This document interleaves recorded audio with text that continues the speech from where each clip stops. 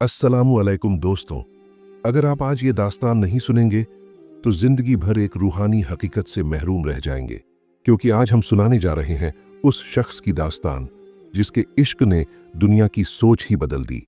ये दास्तान है मौलाना जलालुद्दीन रूमी की, उस दीवाने की जिसके अशार सिर्फ लफ्ज नहीं, दिलों के दरवाजे खोल देने वाली चाबियां हैं। और सुनिए, ये दास्तान कोई आम दास्तान नहीं, ये वो सफ़र है जहां एक इंसान एक आलिम से फ़कीर बनता है और फ़कीर से रूहों का बादशाह। बस एक बार कान लगाकर सुन लीजिए, कसम है आपका दिल उसी जगह अटक जाएगा जहां से रूमी का इश्क शुरू होता है। यह दास्तान सिर्फ एक इंसान की नहीं, बल्कि रूह के उस सफ़र की है जिसने दुनिया को इश्क इलाही का मतलब सिखाया। हज़रत मौलाना जलालुद्दीन मोहम्मद रूमी का जन्म 13वीं सदी को अफ़गानिस्तान के शहर बल्ख में हुआ। तारीख 30 सितंबर 1207 ईस्वी थी। उनके वालिद का नाम बहाउद्दीन वलद था, जो उस वक्त के एक बहुत बड़े आलिम और सूफी बुजुर्ग थे। बल्ख के लोग उन्हें सुल्तानुल उलमा कहते थे। रूमी का बचपन बहुत ही रूहानी माहौल में गुजरा। इल्म और दीनदारी उन्हें विरासत में मिली थी। उनके वालिद ने उन्हें बेहतरीन तालीम दी, मगर अभी रूमी छोटे ही थे कि उनके शहर पर मंगोलों के हमलों का खतरा मंडराने लगा। यह वह जमाना था जब मुस्लिम दुनिया उथल पुथल का शिकार थी। बहाउद्दीन वलद ने अपने खानदान और मुरीदों के साथ बल्ख से हिजरत करने का फैसला किया। यह एक लंबा और तकलीफ देह सफर था। इस सफर में कई मुकामात आए: नीशापुर, बगदाद, मक्का। नीशापुर में एक बहुत ही अजीम वाकया पेश आया। वहां उनकी मुलाकात उस वक्त के एक और बड़े सूफी शायर और वली हजरत फरीदुद्दीन अत्तार से हुई। अत्तार साहब ने इस छोटे बच्चे की पेशानी पर नूर देखा और फौरन पहचान लिया कि यह बच्चा आइंदा जमाने का बहुत बड़ा वली बनेगा। उन्होंने रूमी को अपनी मशहूर किताब असरारनामा तोहफे में दी। इस मुलाकात ने रूमी के जहन पर गहरा असर डाला। आखिरकार लंबे सफर के बाद यह काफिला एशिया माइनर के शहर कोनिया, जो आज तुर्की में है, पहुंचा। उस वक्त वहां सल्तनत ए रूम का राज था। इसी वजह से उन्हें रूमी कहा जाने लगा। कोनिया के सुल्तान ने बहाउद्दीन वलद और उनके खानदान का पुरजोश इस्तकबाल किया। यहीं कोनिया में जलालुद्दीन रूमी ने अपनी तालीम मुकम्मल की। अपने वालिद के इंतकाल के बाद उन्होंने उनकी गद्दी संभाली और एक जवां साल आलिम और मुफ्ती बन गए। लोग दूर दूर से उनके दरस सुनने आते थे। वह एक बारौब, नेक और शरीयत के पाबंद मौलवी थे, मगर उनकी तकदीर में कुछ और ही लिखा था। उनकी जिंदगी में एक ऐसा मोड़ आने वाला था जिसने एक आलिम को आशिक और एक मौलवी को मस्त इश्क शायर बना दिया। यह इनकलाब एक दरवेश की वजह से आया।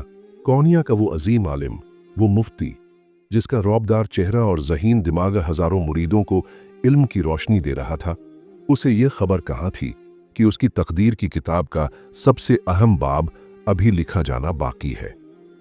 जिंदगी की वो सुकून भरी नाव जो इल्म के किनारे पर ठहर गई थी, एक रोज ऐसी लहर से टकराएगी कि उसका हर तख्ता जुदा होकर समंदर में बिखर जाएगा। और वो लहर थी शम्स।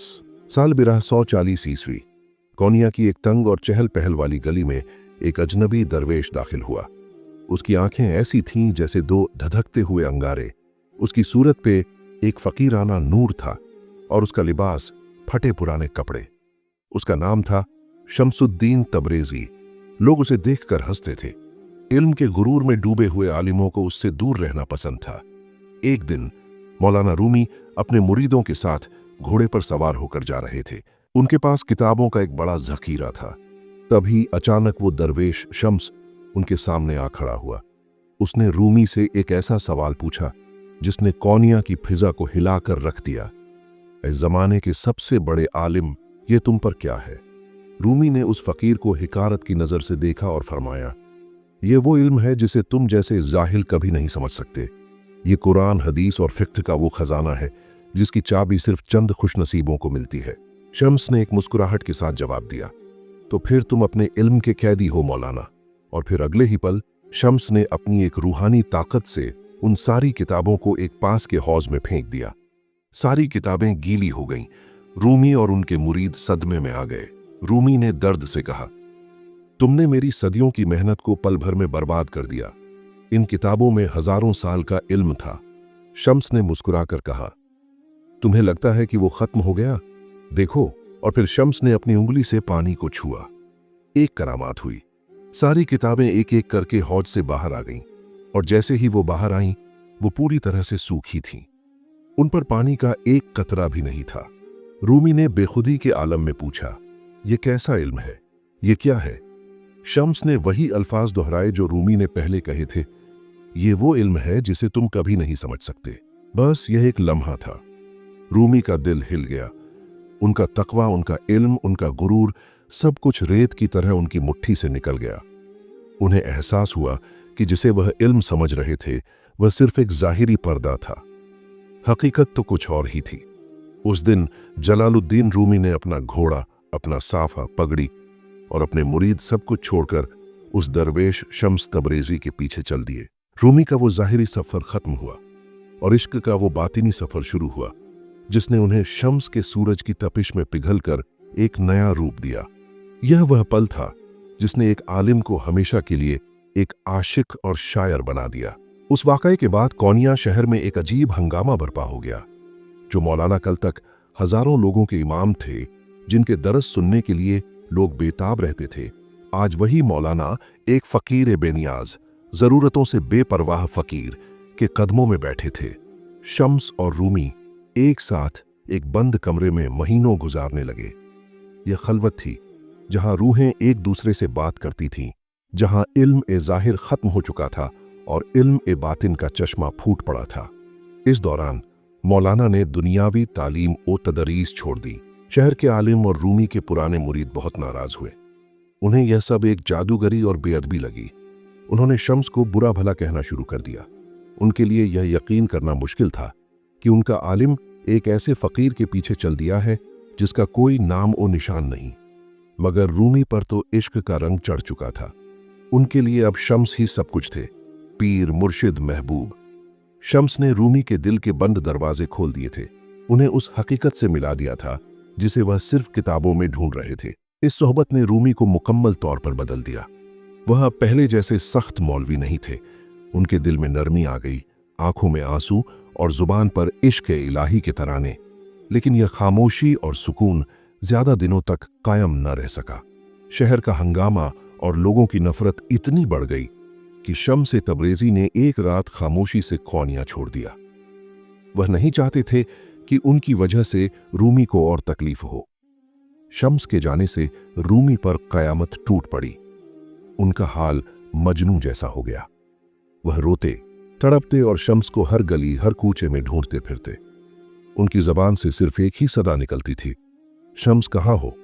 यह जुदाई ही थी जिसने मौलाना की शायरी को जन्म दिया। जो दर्द उनके दिल में था वह गजलों और नज़मों की शक्ल में बाहर आने लगा। उन्होंने अपनी मशहूर मसनवी और दीवान ए शम्स तबरेजी इसी दर्द जुदाई में लिखे। रूमी का इश्क ए शम्स महज एक इंसान के लिए नहीं था, बल्कि शम्स उनके लिए उस अल्लाह के नूर का जरिया बन गए थे। वह शम्स में ही खुदा को देखने लगे थे। शम्स तबरेजी के जाने के बाद कोनिया शहर जैसे रूमी की आंखों से उतर गया हो। वही गलियां, वही बागात, वही मस्जिदें, सब कुछ मौजूद था, मगर मौलाना के लिए अब हर चीज बेजान हो चुकी थी। उनके दिल में एक ऐसी तड़प जाग चुकी थी जो न सोने देती थी, न चैन लेने देती थी। वह हर सुबह उठते, किसी दीवार से टेक लगाकर दूर तक नजरें जमाए कहते, ऐ मेरे शम्स, तू कहाँ गया? किस जमीन का मुसाफिर बन गया? रातों को वह तहज्जुद की नमाज में गिर गिर कर रोते, सिजदा लंबा हो जाता और आंसुओं से जा नमाज भीग जाती। पुराने मुरीद रूमी को इस हाल में देखकर घबरा जाते, लेकिन रूमी अब किसी की सुनते कहाँ थे। उनकी रगों में इश्क का लहू दौड़ रहा था, और इश्क का रास्ता वही समझता है जिसने कभी किसी को दिलो जान से चाहा हो। एक दिन फजर की नमाज के बाद अचानक रूमी उठे और बोले, मैं शम्स को ढूंढने निकल रहा हूं। किसी ने पूछा, मौलाना कहां ढूंढेंगे? उन्होंने गहरी सांस ली और कहा, जिधर इश्क की खुशबू ले जाए उस तरफ। कहकर उन्होंने अपने घर, अपने दरसगाह, अपने मुरीद सब कुछ पीछे छोड़ दिया। सिर्फ एक सफरी चादर, लकड़ी का एक आसा और दिल में शम्स की याद लेकर वह मुसाफिर बन गए। रूमी कोनिया से सबसे पहले दमिश्क पहुंचे, फिर हलब, फिर तबरिज। हर शहर में दरगाहों, खानकाहों और सूफियों की महफिलों में जाकर वह एक ही सवाल पूछते, क्या यहाँ किसी ने शम्स तबरेज़ी को देखा है? लोग उनका हाल देखकर दंग रह जाते। कहीं कोई कहता, हाँ, कोई दरवेश आया था। कहीं कोई मना कर देता। दिन महीनों में बदलते गए, महीने सालों में, मगर रूमी के पांव नहीं थके। उनके कपड़े फटे हुए, चेहरे पर धूल, बाल बिखरे हुए, मगर आंखों में एक अजीब सी चमक। तलाश की आग इंसान को रूहानी बना देती है। रूमी उसी आग में तप रहे थे। हल्ब में एक रात वह एक बुजुर्ग सूफी के पास पहुंचे। रूमी ने वही सवाल किया, क्या आपने शम्स तबरेज़ी को देखा है? बुजुर्ग मुस्कुराए और बोले, जिसे तू ढूंढ रहा है वह किसी शहर में नहीं, तेरे दिल के अंदर है। रूमी चौंक गए, मगर मैं तो उसे जिंदा देखना चाहता हूं। दरवेश ने कहा, जब मुर्शिद चला जाए तो वह जिंदा नहीं मरता, मुरीद के दिल में उतर जाता है। यह सुनकर मौलाना का दिल कांप उठा। उन्होंने आंखें बंद कीं तो महसूस हुआ जैसे शम्स उनके बहुत करीब हों, जैसे वही उनके अंदर बोल रहे हों, रूमी, मैं तेरे दिल में था, हूं और हमेशा रहूंगा। अब रूमी लौटने लगे, मगर इस बार कदम भारी नहीं थे। उनके चेहरे पर एक सुकून था, ऐसा सुकून जो सिर्फ रूहानी इश्क वालों के हिस्से आता है। कौनिया पहुंचने पर लोगों ने देखा कि मौलाना पहले जैसे नहीं रहे। जिस शख्स की आंखों में आंसू थे, अब उनमें समंदर जैसा गहरा नूर था। जो पहले शम्स को बाहर ढूंढ रहे थे, अब उन्हें हर इंसान, हर नजारे, हर आवाज में शम्स की झलक दिखाई देती थी। उन्होंने कहा, मैंने शम्स को खोया नहीं, मैंने उसे पाया है। वह मेरे दिल का सूरज बन गया है। अब उनके अंदर एक ज्वालामुखी फूट पड़ा, इश्क की आग का, दर्द की तड़प का, रूहानी एहसास का। वह घंटों, कभी कभी दिनों तक लगातार लिखते रहते। कभी गजल का रंग, कभी रवाइयों का बहाव, कभी मसनवी की जादुई नदी। उनके कलाम का हर लफ्ज पुकारता था, शम्स, शम्स, शम्स। लेकिन यह पुकार किसी इंसान के लिए नहीं, यह पुकार उस नूर के लिए थी जो शम्स की सूरत में उनके पास आया था। इसी हालत में उन्होंने अपने नाम से नहीं बल्कि शम्स के नाम से दीवान ए शम्स तबरेज़ी लिखा। फिर दुनिया की सबसे मशहूर रूहानी किताब मसनवी ए मानवी उसी इश्क की आग में लिखी गई, जिसके बारे में कहा गया, कुरान के बाद अगर कोई किताब इंसान की रूह को जगा सकती है तो वह मसनवी है। रूमी ने एक जगह लिखा, अगर शम्स ना आता तो रूमी सिर्फ एक मौलवी रह जाता। शम्स ने मुझे रूमी बनाया, इश्क का दीवाना बनाया। असल में यह जुदाई ही थी जिसने रूमी को रूमी बनाया। जब तक शम्स साथ थे, इश्क की गर्माहट थी। जब शम्स चले गए, इश्क की आग भड़क उठी, और आग ही सोने को खालिस बनाती है। रूमी इसी आग में तपे, पिघले, ढले और इंसान से शायर बने, शायर से सूफी बने, सूफी से रूहानी दुनिया का समंदर बन गए। कौनिया वापसी के बाद रूमी का हाल बदल चुका था। अब उनकी चाल में जलाल था, मगर नजर में जमाल। दिल में इश्क था, मगर इश्क में सुकून। लब्बों पर तड़प थी, मगर तड़प में हिकमत। शम्स की तलाश ने उन्हें एक ऐसे मकाम पर पहुंचा दिया था जहां इंसान अपने आप से भी आगे निकल जाता है। अब रूमी को हर हवा के झोंके में शम्स की महक आती, हर परिंदे की उड़ान में उनका इशारा नजर आता, हर मजलिस में उनकी हिकमत की गूंज महसूस होती। रूमी अक्सर कहते, मैंने शम्स को खोया नहीं, मैंने शम्स को अपनी रूह में उतार लिया है। एक दिन रूमी अपने खानकाह में चक्कर लगाते हुए समा में मग्न थे। उनका दायां हाथ आसमान की तरफ, बायां हाथ जमीन की तरफ और दिल बिल्कुल शम्स की तरफ। उनकी हालत ऐसी थी जैसे कोई ऊपर से कुछ उतार रहा हो और वह लफ्जों में बदलता जा रहा हो। उसी हालत में मसनवी की पहली लाइन उतरी, बिश्नो अजने चू हिकायत मी कुंद। सुन, ये बांसुरी कैसे अपना दर्द बयान करती है। यह पहला मिसरा जैसे रूमी के दिल में उतर गया। उन्होंने महसूस किया कि वह अब सिर्फ लिख नहीं रहे, बल्कि कोई लिखवा रहा है। मसनवी की हर हिकायत, हर दास्तान, हर नुक्ते में शम्स का नूर चमकने लगा। लोगों ने पूछा, मौलाना, यह इल्हाम कहाँ से आता है? रूमी मुस्कुराते और बस इतना कहते, यह मेरा नहीं, यह शम्स का है। वह मेरे अंदर बैठकर बोलते हैं। समाह का राज, घूमता तन, ठहरती रूह। रूमी के समा, घूमने वाला जिक्र का रंग शहर भर में फैलने लगा। लोग देखते कि वह गोल गोल घूमते हैं, मगर उनके चेहरे पर जरा सा भी चक्कर का असर नहीं, मानो धरती घूम रही हो और रूमी उसके सुकून में खड़े हों। उनका समा सिर्फ नाच नहीं था, वह रूह की पुकार थी, शम्स की तरफ लौटने की कोशिश थी और खुदा की तरफ जाने का रास्ता था। रूमी हर चक्कर में कहते, मैं घूमता नहीं, यह दुनिया घूम रही है और मैं अपने शम्स की तरफ बढ़ रहा हूं। शम्स की हकीकत, इंसान या नूर। कई सालों बाद जब रूमी एक मजलिस में बैठे थे, एक शख्स ने पूछा, मौलाना शम्स कौन थे? एक सूफी, एक दरवेश, एक दोस्त, एक मुर्शिद? रूमी ने गहरी नजर से उसे देखा और कहा, शम्स इंसान थे, लेकिन वह उस इंसान की तरह थे जैसे मिट्टी में सोना। बाहरी आंख देखे तो बस मिट्टी, लेकिन रूह देखे तो सिर्फ सोना। फिर उन्होंने एक और बात कही जो बाद में दुनिया की मशहूर सूफियाना तालीम बन गई। शम्स एक शख्स नहीं थे, शम्स एक नूर था जो मेरे दिल में उतारा गया। लोग इस जवाब से हैरान हो गए, मगर रूमी की नजरें कहीं दूर देख रही थीं, मानो वह फिर शम्स की मौजूदगी महसूस कर रहे हों। तड़प का इनाम, रूमी का तकमील। इश्क शम्स ने रूमी के अंदर वह चीज पैदा की जिसे सूफी तकमील इंसान कहते हैं, अपनी रूह की पहचान, अपने मकसद की पहचान और अपने खुदा की पहचान। अब वह सिर्फ शायर नहीं थे, वह एक रूहानी समंदर बन चुके थे जिसमें आज भी पूरी दुनिया अपनी प्यास बुझाती है। उन्होंने लिखा, जिसे मैं शम्स समझता था, असल में वह मेरा अपना दिल था जो रूहानी इश्क से रोशन हुआ। शम्स के नूर में डूबे हुए रूमी की उम्र अब ढलने लगी थी। चेहरे पर सफेद दाढ़ी, आंखों में गहरा सुकून और दिल में वही इश्क की ज्वाला। मगर उनके कदमों में वो ताकत नहीं रही जो कभी उन्हें हलब, दमिश्क और तबरिज की गलियों में ले जाया करती थी। अब वह ज्यादातर अपनी खानकाह में रहते, मुरीदों को हिकमत सिखाते, मसनवी के हिस्से बयान करते और कभी कभी समा में झूम जाते। उम्र बढ़ने के बावजूद उनके लफ्जों में वही ताजगी, वही नूर और वही इश्क का रंग था। लोग कहते थे, मौलाना बूढ़े हो गए हैं, मगर उनके मुरीद कहते, नहीं, मौलाना अब अपनी रूह की जवानी में है। कोनिया में रूमी का जलवा, हर तरफ रूमी के समा का असर फैल चुका था। दूर दूर से लोग कोनिया आते, सिर्फ यह देखने कि वह शख्स जो शम्स से जुदा हुआ कैसे खुद नूर बन गया। कभी वह मजलिस में बैठकर हिकमत बताते, कभी अकेले चुपचाप जिक्र करते, तो कभी एक बच्चे की तरह हंसते, जैसे रूहानी दुनिया से लगातार इल्हाम उतर रहा हो। एक दिन एक मुरीद ने पूछा, मौलाना आप अब भी शम्स को याद करते हैं? रूमी ने मुस्कुराकर कहा, शम्स को याद कैसे करूं? जो चीज याद की जाए वह कहीं दूर होती है। शम्स तो मेरे अंदर है, याद की नहीं, महसूस की जाने वाली हकीकत है। उम्र की कमजोरी अब असर दिखाने लगी थी। एक रात उन्हें तेज बुखार आया।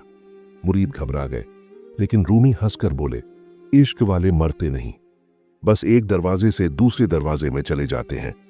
उनकी यह बात सुनकर सबकी आंखें नम हो गईं, मगर रूमी के चेहरे पर गहरा सुकून था, जैसे उन्हें उस मुलाकात का यकीन हो गया था जिसका इंतजार उन्हें बरसों से था।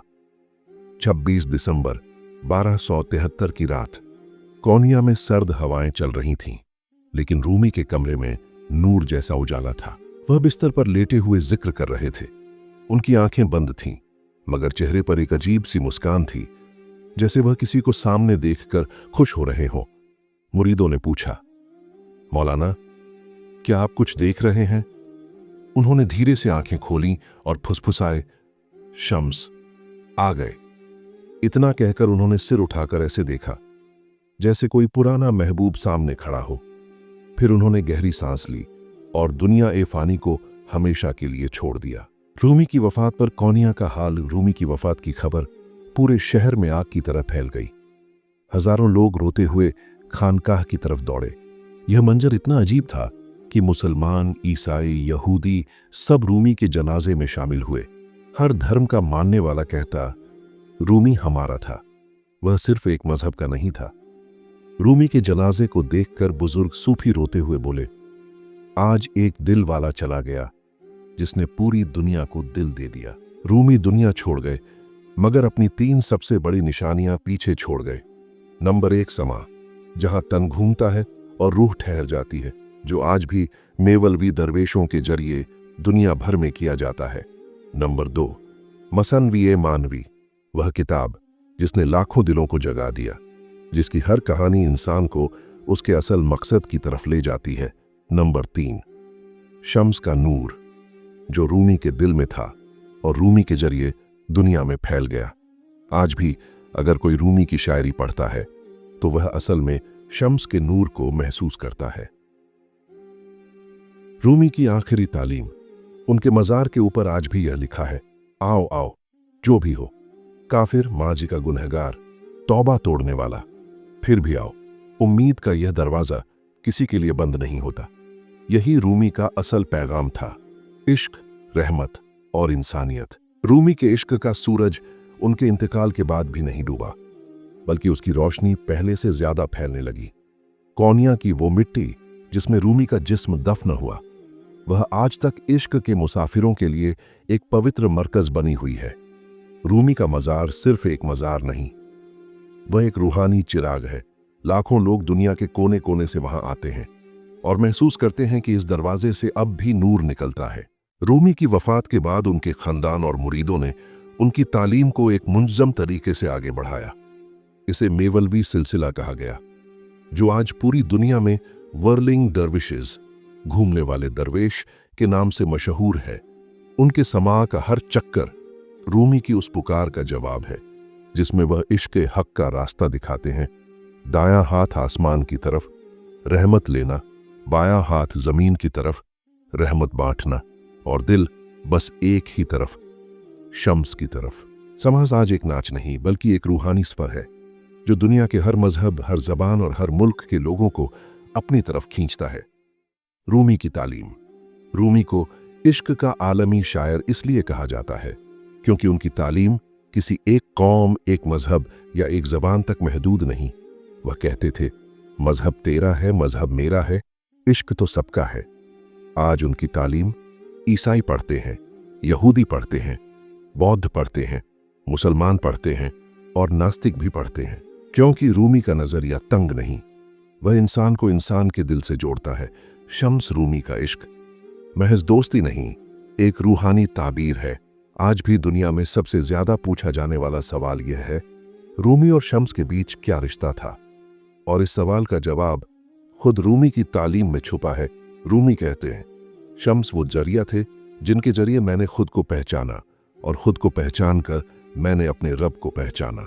यानी शम्स सिर्फ एक इंसान नहीं थे, वह रूमी के अंदर छुपे हुए नूर को उजागर करने वाला आईना थे।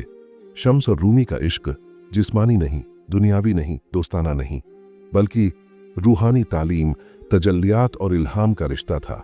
ये वह इश्क है जिसमें दो शख्स मिलते नहीं बल्कि दो रूहें एक ही नूर में बदल जाती हैं। रूमी ने कहा था, जब शम्स गया तो मैं दो हिस्सों में बंट गया। एक हिस्सा जलालुद्दीन था और दूसरा हिस्सा खुद शम्स बन गया। आज की दुनिया रूमी को क्यों पढ़ती है? आज सोशल मीडिया, किताबें, मशहूर शायर, मोटिवेशनल स्पीकर सब रूमी के जुमले पढ़ते हैं, उनके कलाम से कल्बी सुकून लेते हैं। क्यों?